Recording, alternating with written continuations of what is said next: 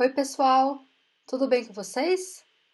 Eu sou a tia Polly e vim aqui contar uma história para vocês.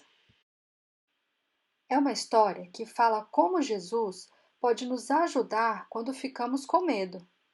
Vocês têm medo de alguma coisa? Eu preciso confessar, eu tenho medo do escuro, mas eu também vou contar para vocês como Jesus me ajuda a superar esse medo. Me conta aí, vocês têm medo de quê? De aranha? De barata? Do escuro? Tem medo quando está sozinho? De fazer alguma coisa nova? Do que você tem medo?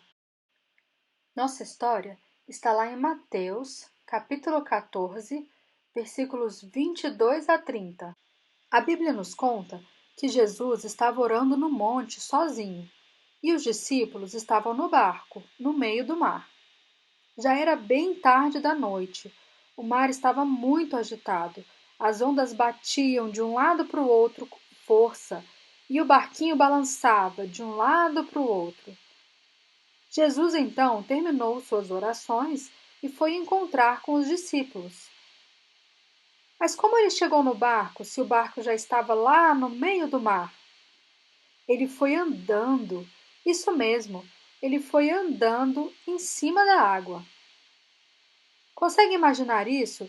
Os discípulos no barco, o mar estava agitado e de repente eles começam a ver uma pessoa andando em cima da água. Eles ficaram apavorados, começaram a gritar: É um fantasma!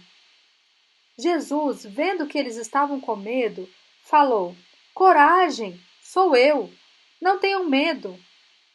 O discípulo Pedro foi logo dizendo: Se é o Senhor mesmo, eu quero ir até aí, andando em cima da água.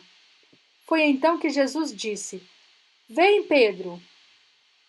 Pedro começou a andar em cima da água para encontrar Jesus. Quando ele olhou para o lado, para o outro, sentiu aquele vento forte, Pedro ficou com muito medo e começou a afundar. Ele estava com muito medo, no meio do mar, no escuro, com as ondas altas, o barco balançando, e ele começou a gritar: Jesus, me salva!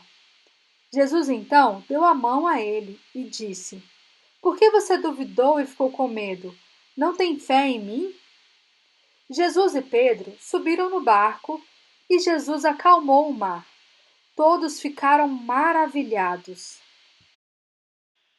Sabe, quando eu fico com medo, eu me lembro de um versículo que está lá em Salmos 55:3, que diz assim: Mas eu, quando estiver com medo, confiarei em ti. Vamos repetir? Mas eu, quando estiver com medo, confiarei em ti. E assim encerramos nossa história. Um bom dia para todos vocês e lembrem, mas eu, quando estiver com medo, confiarei em ti.